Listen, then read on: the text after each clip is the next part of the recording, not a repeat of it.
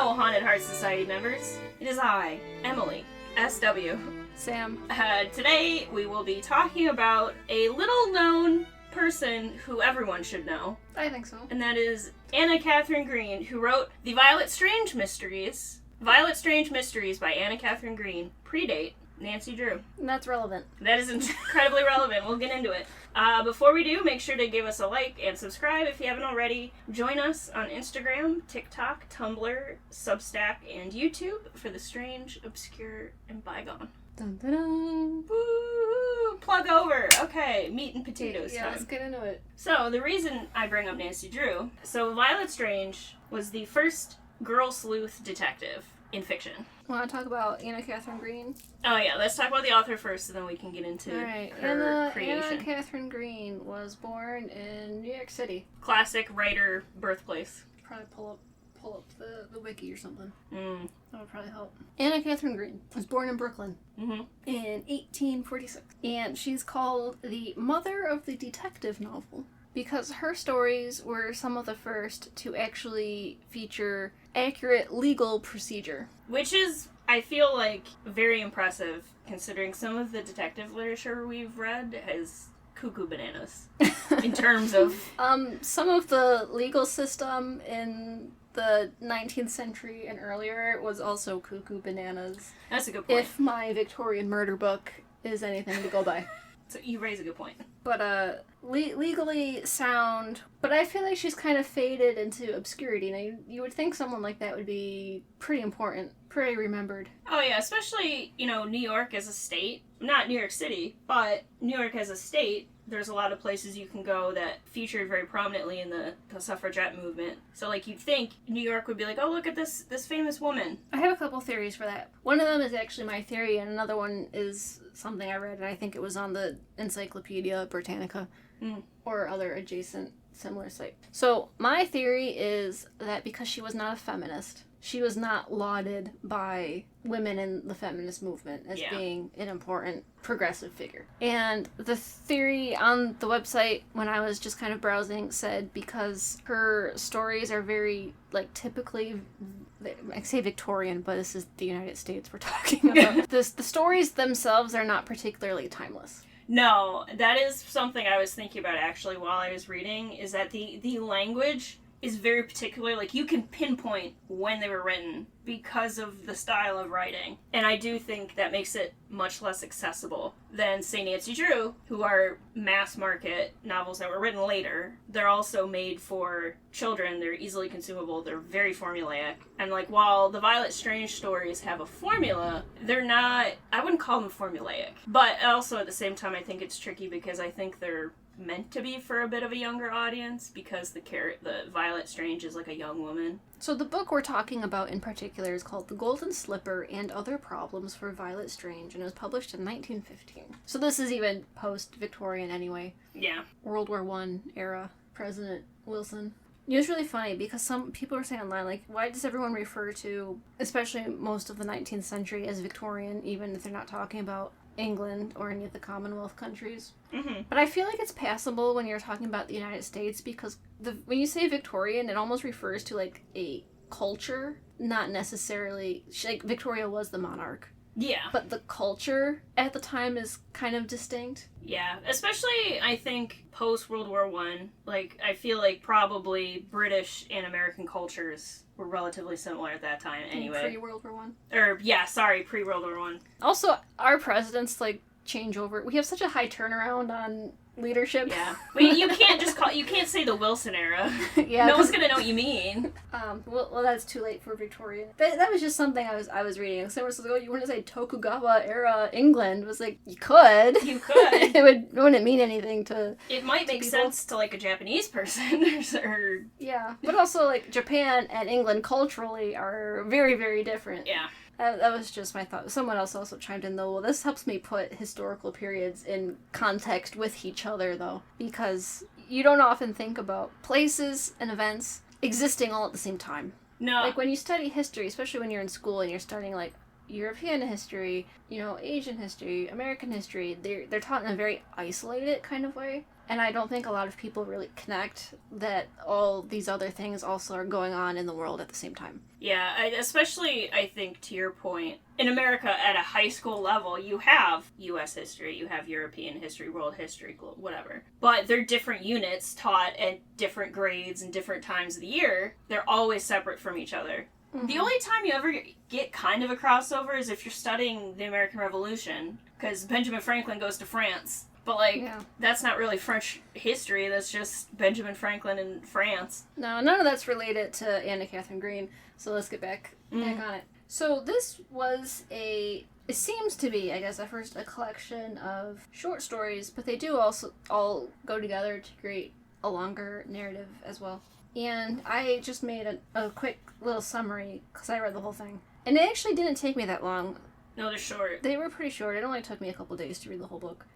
Yeah, I think for me, the stories, I was averaging like 30 to 40 minutes a story. And I had to read this one online because none of the library had copies or had copies you could check out. Mm-hmm. I did read this online. I don't know if you noticed this or if it didn't come up in any of the ones that you had read, but it felt like there were pages missing at some point because it kind of like really abruptly jump. Yes, I did notice that, especially in the Grotto one. The Grotto Spectre. The Grotto Spectre. There was a point in that one where I literally, because I was also reading on my phone, I was like, oh, did, like, my finger slip or something? Like, did I accidentally scroll too far? So I had to, like, I also had that feeling. So I wasn't sure if it was, like, the transcription that was online was missing portions. Yeah, that's why I would have liked to have hands on a physical book to see if that was the case or if there were just these weird narrative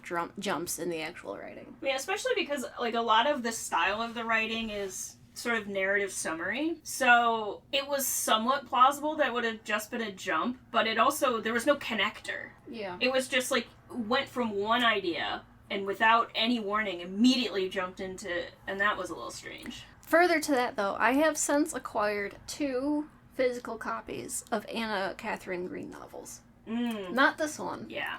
2 different ones. So I will be able to report back eventually whether that is something that she did in her writing or if maybe the online version was missing pages. Yeah, especially because when you're reading it on Gutenberg, it's not just like a scan of the pages. You don't get page numbers. You just get... Yeah. Which means someone had to go through and upload and transcribe a book. So if the book they're working off of was missing a page here and there, that would affect their copy of it. Yeah, or even if somebody just made a mistake. Yeah. But it happened more than once, and I was getting a little confused trying to read, because it would like just jump abruptly. Do you remember the episode of MASH where they get a mystery novel and it's missing the last half of the book with the solution to the mystery? Vaguely.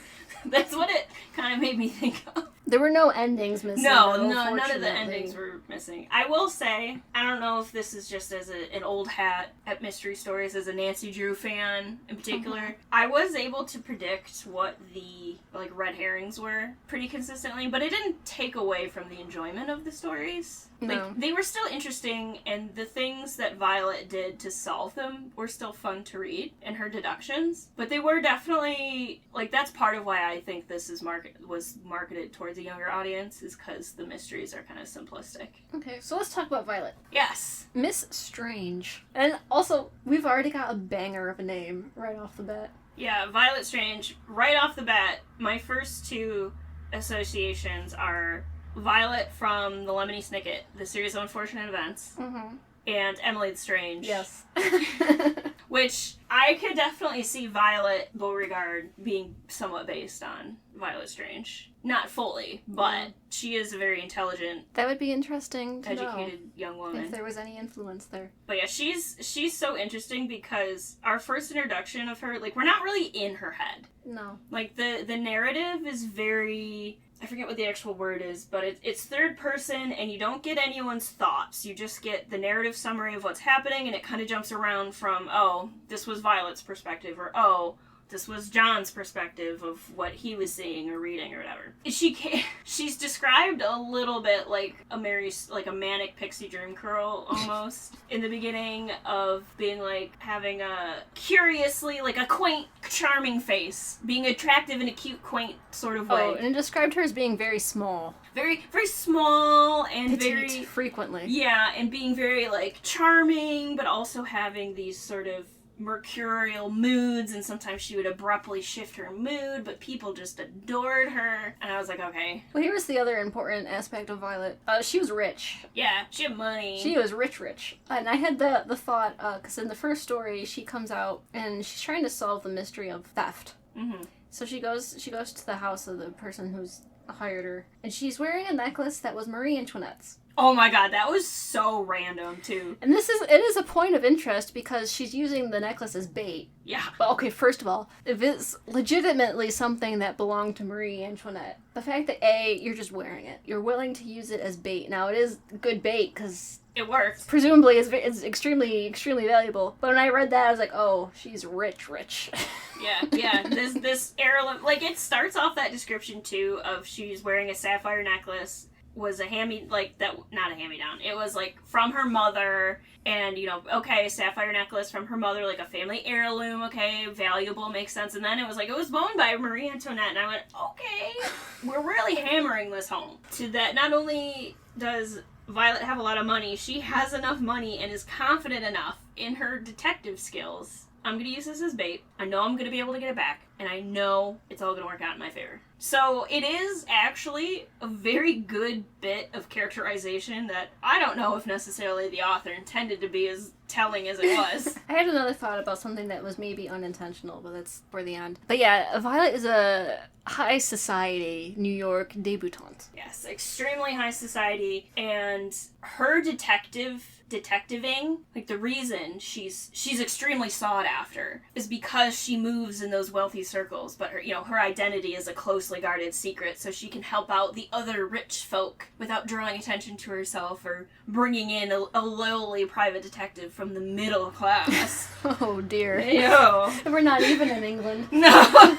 She's a rich girl solving rich people problems for other rich people. And she gets paid handsomely for it. Yeah. And that's all. That's, I guess, the other thing is, too, she is that rich and she is also trying to earn money, which is a mystery that's kind of carried through in itself. Like, what does she need money for? Like, why does she do this? Especially because as we go through the different mysteries, they get worse and worse and worse.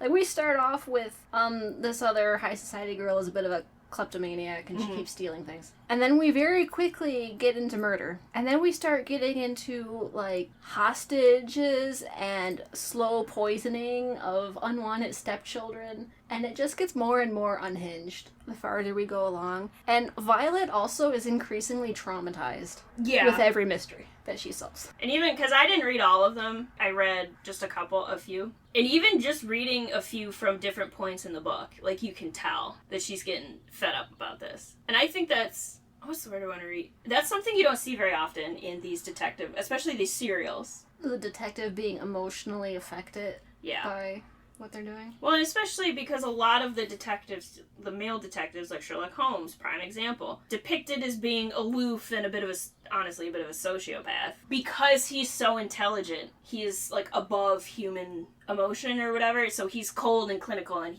But Violet doesn't have that, where she's very intelligent, she can make these connections, she can solve these mysteries, but she's very human. And that shows the progression. Whereas a lot of the other sort of serial detective stories, you could just read them in any order and it doesn't really matter so much. Like, the characters don't change, but Violet changes. She also gets kind of personally attached to some of her, I don't want to necessarily say clients, because there is one a little later on where she's investigating this couple, and on behalf of her client, she's in their house trying to figure out what actually happened with them, but she gets very attached. So when it resolves the way it does, she does experience a lot of emotional distress. And I think this was refreshing, especially after the Maltese Falcon.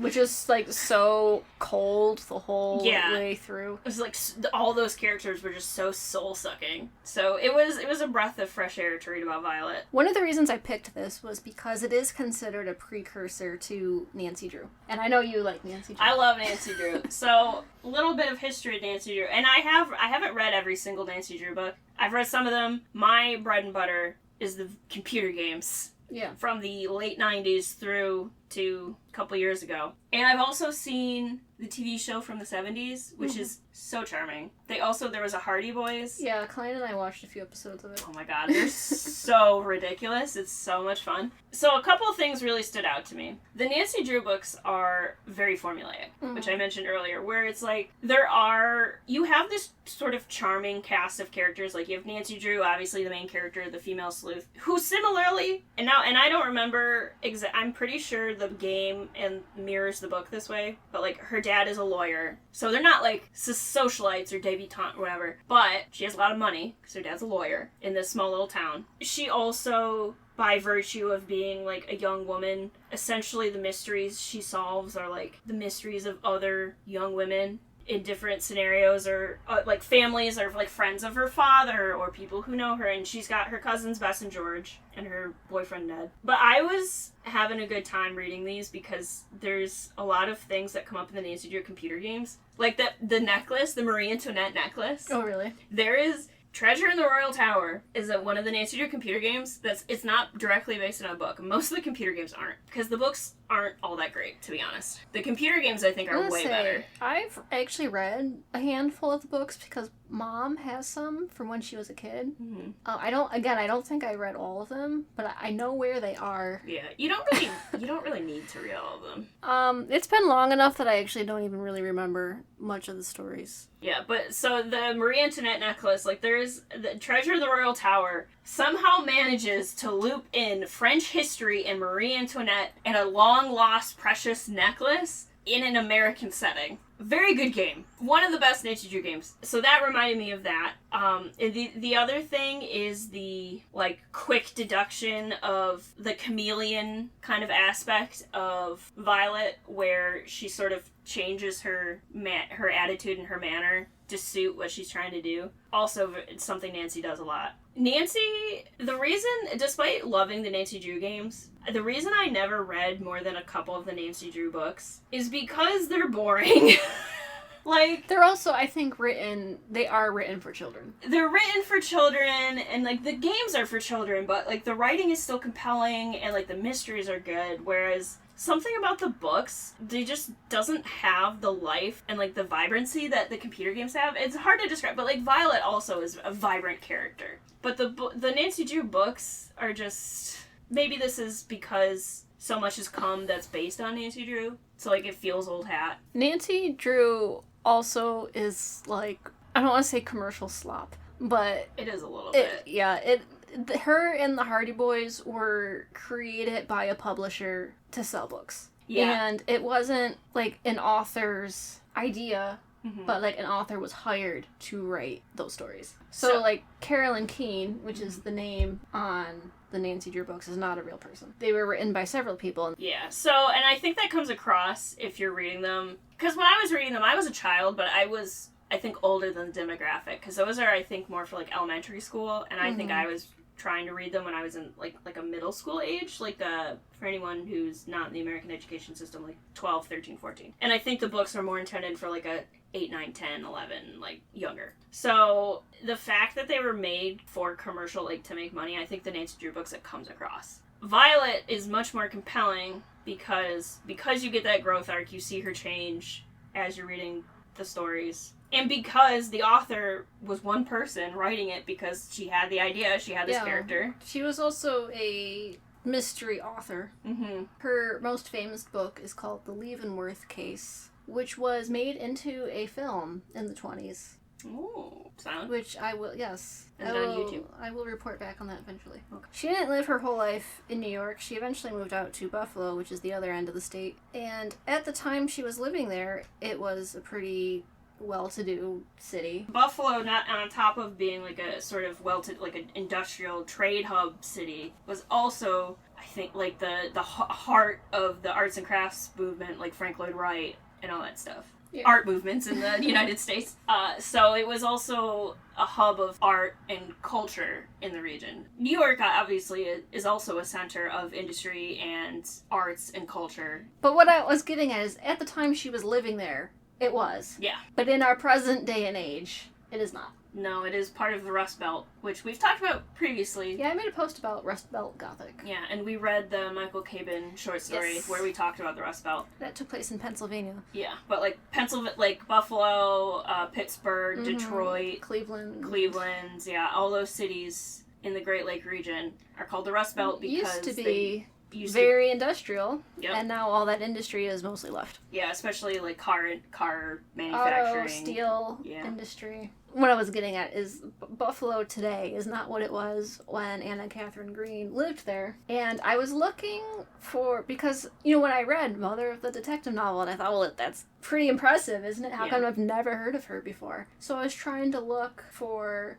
to see if there was a museum or any sort of landmark. And there's not. No, you can go find her grave. There's nothing. Yes. Her grave is there, and then the house she lived in exists. And there is an organization trying to acquire it and turn it into a museum, but that has not happened, and it looks like this has been in progress for years. So, well, I imagine just with the state of grants and funding from a federal level, there's not a lot of money for arts and culture and whatever, and the money that there is incredibly competitive. Yeah, so I was just looking for something. So I thought, how come I've never heard of this lady before? And everyone, you mentioned her too, never heard of her, for reasons that we aforementioned. Yeah. Plus, I think the fact that Nancy Drew was so mass-marketed contributes to the fact that Nancy Drew is the female sleuth that lives on, and Violet Strange languishes...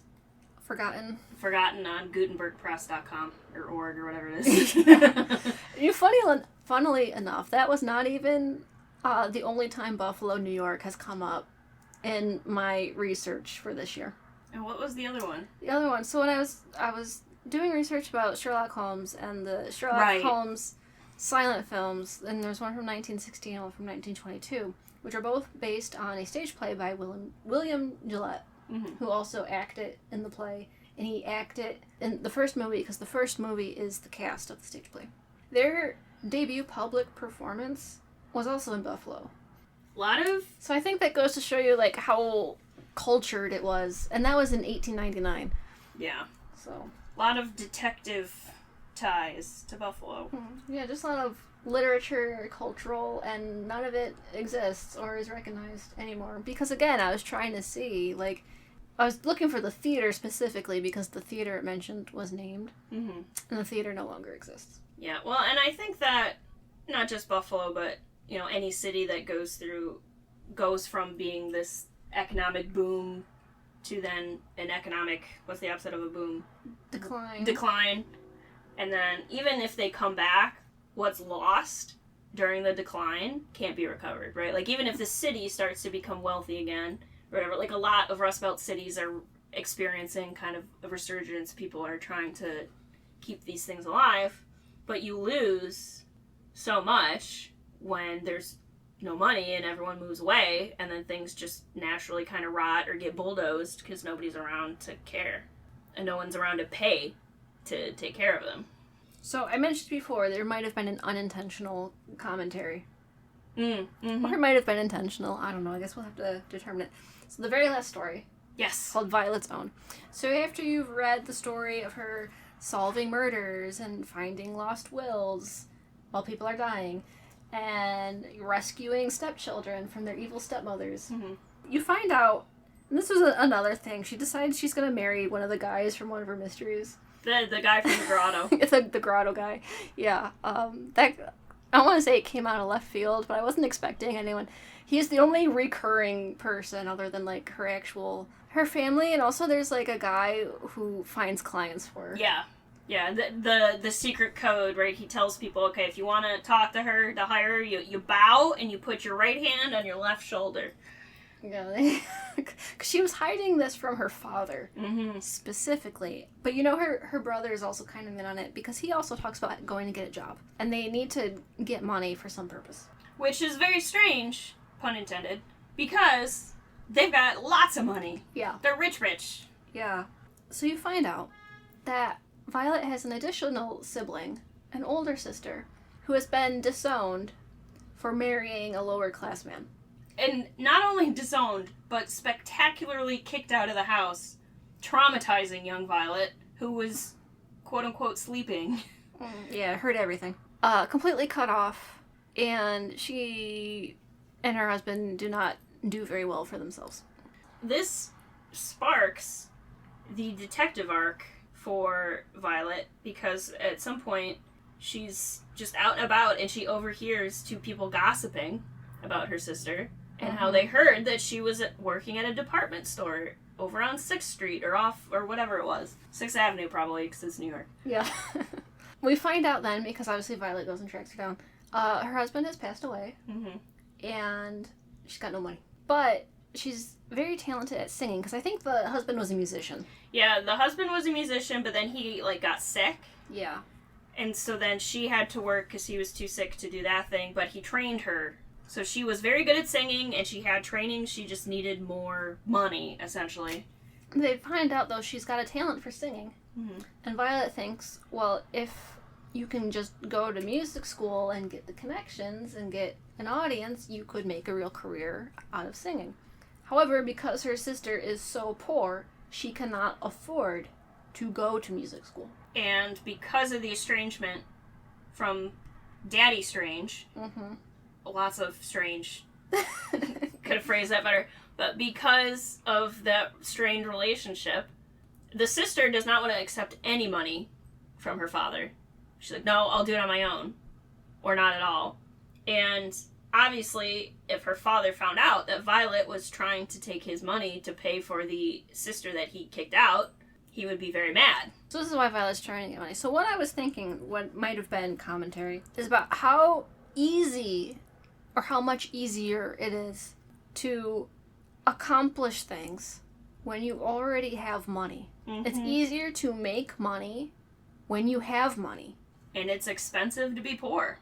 Yeah, because when you're poor and you have a health condition, maybe this singer, we don't know the whole story, right? They're short stories, right? Yeah. But the husband, let's say for example, he gets sick, he can't afford not to work because they're poor, so he keeps going to work. He can't rest and treat his illness. His illness gets worse. They can't afford treatment. So potentially, depending on what the illness was, if they had more money, he wouldn't have died. So if they had money, she could go to music school, start a career, earn more money, and do better for herself. And I was thinking about, too, a lot of Violet's clients have the problems they have because of money. The way that they try to solve their problems is just goofy. Especially going back to the grotto, where you had two parents. That story was so ridiculous. And they were gambling addicts. And they wanted to divorce. And the way they were going to decide their custody dispute was to gamble for the child. Yeah. Which was so insane. Like, when I read that, I was like, okay, my suspension of disbelief is no longer suspended. That's a little ridiculous. Like, it's all these really extreme money-centered scenarios. And there is another story called The Dreaming Lady, where there was an alternate will from the man who had passed away. And he had written up another will that wrote his, do-nothing child out of it and left everything to a nephew who was a better person. But because the lady was sleepwalking, she lost the will. So they get Violet in to try to find it. And there's this whole other drama where the nephew is very sick and he's dying. And they are trying to find this will before the son comes back and kicks them out of the house. Insane. Even though his cousin is extremely ill and he's got a family and they've got nowhere else to go. He has absolutely no qualms, and this is also painting him as a bad character. No qualms at all about just kicking everyone out so he can claim the title or the property he feels he's entitled to. So there's a serious lack of empathy and consciousness that comes along with having these great quantities of money. And I don't know if Anna Catherine Green was really trying to make that the point.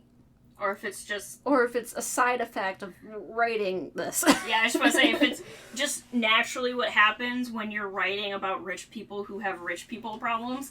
Right, because I don't feel like it was written in such a way that it was trying to teach a moral lesson, necessarily. No. I didn't feel like they were almost...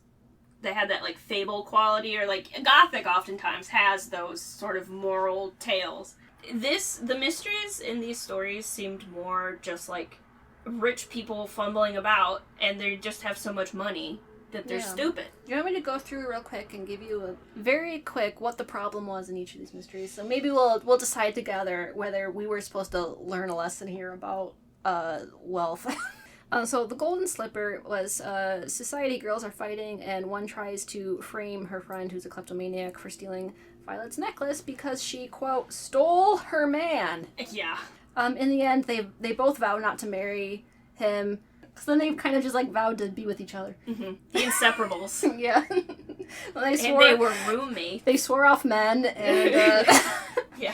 But that was what happened. Okay, the second one was called The Second Bullet. A man is found shot dead in a locked room, having apparently, at first glance, killed himself and smothered his child.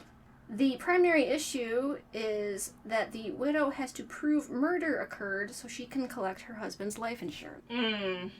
So she's got a dead husband and a dead child? Yes. Yikes. The third one's called The Intangible Clue, and I just wrote, a murderer is seen through an open window. Cool. That was it. It wasn't particularly... It was a pretty ghastly murder, and I think it was another, like, high society, like, woman who had been murdered. But there was a wedding going on in the building next door, and they happened to witness it. Then that is something that comes up in a lot of crime dramas. That was another thing I was thinking about reading these stories, is like, oh, I've seen that in countless TV shows. Yeah. Okay, and then the Grotto Spectres. Divorcing parents gamble for their son. Mom ends up dead. The Dreaming Lady was a woman with a photo framing hobby, sleepwalks, and loses a will that will bestow the estate to a more deserving nephew. The son returns to try and kick them from the house despite his cousin being sick and dying. The House of Clocks. An old woman has been poisoning her stepdaughter in an attempt to deprive her of her late father's estate. So it's another money issue with inheritance. The Doctor, His Wife, and the Clock. A blind doctor believes his wife is having an affair and is talked into murder by someone with a grudge. He kills the wrong man. Whoopsies! I know murder is not a joke. However, just the premise of that is very, like, Larry Moe Curly. Yeah, so the mystery is Violet then has to figure out why he killed the man, because he's not willing to confess that he was supposed to kill someone else. No, of course. So she's got to get to the bottom of this, and this is the couple that she kind of moves in with and becomes very attached to. And then Missing Page 13. This is one where Violet's size actually became relevant, because there was a secret passage that only she could fit through. So to recover a formula for explosives that they're trying to get patented, a page of it has slid under a sealed door. Violet goes through an unused passage and discovers the homeowners, he's now a grown man, his parents, who supposedly left him when he was a child, murdered each other in an unused room. My God. You would think that would have smelled or something. So the parents hated each other so much that they dueled, and that's how they died. That's kind of baller, though. I'm not gonna lie. I kind of love that. Like, hate that for him, the son. That's kind of they all thought that mom and dad had just run off, and both were like, well, I'm gonna leave so the other parent can keep the kid. But then they both left, but it turns out they were just both dead. So they both hated each other so much that they were like, kid. Well, no, they were supposed to duel. But then one of them was supposed to live, but they both ended up dying. Gotcha. And then the last one is Violet's Own, which we talked about. Yeah. And for some she marries the grotto guy who was gambling for his kid. Yeah, because when he finds out, you know, he's turned a new leaf. Like, the reason him and his wife are going to get divorced is because you know, she was off. She wanted to keep up the lifestyle, and he was like, no, I'm going to be a good dad now. So he's good now. He's no longer a gambling addict. I feel like that must have been purposeful. There's no way. Like, some of the stories, I think you could say was just kind of accidental. Like, the will, for example. Like, in order for a mystery about a will to have stakes, the will has to have something worth fighting over, right? Yeah. It's like, you know, and like the jewels, okay, it's just like a bunch of wealthy people getting together. Obviously, fine. But that every single story, I feel like you don't do that by accident. I don't know. I think... Especially with the way the last story goes into so much detail about when Violet finds her sister and she suddenly is smacked in the face with how much privilege she has. A lot of that last story is Violet recounting the tale of learning what money is and what not having money looks like, and realizing all of a sudden, oh, my life of comfort is not universal, which sounds stupid, but you don't know you're privileged until you know that you're privileged, right? Mm-hmm. So I think because she ends with Violet learning about her privilege and then doing something that she doesn't want to do, like, she finds it a little morally, or she doesn't actually want to be doing all these things, but she's doing them because it pays well and she wants to give the money to her sister. Like, I think it's purposeful. Okay. The issue here is that the information about Anna Catherine Green is a little scarce. Yeah, we know she wasn't a feminist. She wasn't a fan of suffragettes. Yeah, that was about it. Yeah. That was the only, like, thing of substance I was able to find. So, I said before I have acquired 2 physical copies of her book, so maybe I will keep reading, and then I will be able to report back if she's got any recurring themes. Yeah, I'd be definitely interested to know. And one of the ones, actually, I think both the books I have predate Violet Strange. Okay, I think one is 1906 and one's 1914. Okay, interesting. And then I will read the Leavenworth case at some point. I did not get a copy of that one, unfortunately. Yeah. We have another person to keep an eye out for at used book sales and thrifting and antique stores. Well, that's how I found them, because Colleen and I were at a used book sale. And we were going through, they had a section of vintage books. And we were going through, and there was, like, one table that had things of actual interest. And Colleen picked one up, and I think it was just because the title looked interesting. But then she's, like, picking it up. I was like, does that say Anna Catherine Green? It does! I need it. Unhand that book. That is mine. Do you want a duel? It's time to duel. I mean, Colleen had taken cash, so she ended up paying for everything anyway. But I paid for us to get in. It wasn't that much, but... Yeah, it's like a couple bucks. Yeah. But yeah, so that was the tale of Violet Strange. Now, listen, now I'm, like, warm, so my brain is, like, actually melting. I would definitely read more by her. I like the writing, I like the mysteries, and I also kind of want to know, like, what her other mysteries are like, because these were short stories, so by nature, they have to be kind of truncated and just, like, here it is. Now, here's what I think would be a fun idea. Someone should produce a Violet Strange miniseries. That would be fun. Like, like videos, you mean? Like on TV. Oh, yeah. Like, obviously, this is not something I'm going to do. This is far outside the scope of anything I'm capable of. Yeah. I think some of the stories in the book would have to be changed a lot. But if you wrote, I think you could use that character, and it would be very interesting. Oh, absolutely. Absolutely. 100%. Maybe with some fresh mysteries. Based, maybe a little based on the original ones, but... Because some of the twists are very broadcast. Which I think because they're so short, you kind of have to, like... You can't be subtle. I guess one of the nice things, too, about being an early author is you're one of the first people to do it. So yeah. People aren't already accustomed to the genre. Yeah, that is something about reading Agatha Christie. Like, because she was the GOAT and the queen of mystery, we read an Agatha Christie book and it's good, but you're like, oh, I've seen this a million times. Yeah. Because everybody copied her. Agatha Christie will be coming up after summer break. Yes. I'm very excited about the stuff we're reading before summer break. Because the next one is a short story that I picked out that I'm very excited about. And then one more novel. Yes. Which I'm trepidatious about. I'm over halfway through it. Okay. So that was Violet Strange. So yeah, so stay tuned for our next exciting adventure. We have another short story coming up. 2 more episodes, and then we will be taking a break for the summer. Yep, and then we'll be back at you with more exciting. Yeah, I won't be taking a break because I'll be still doing written content. I will hopefully not be taking a break, but who knows. I will be reporting back on a lot more movies. Yeah, so let us know if you've read Violet Strange or what you thought of the podcast. I don't think our audience is... Well, let us know if you're intrigued to read Violet Strange. Or if you've read anything by Anna Catherine Green. Mm-hmm. Yeah, let us know what you thought. Let us know, are you a Nancy Drew fan?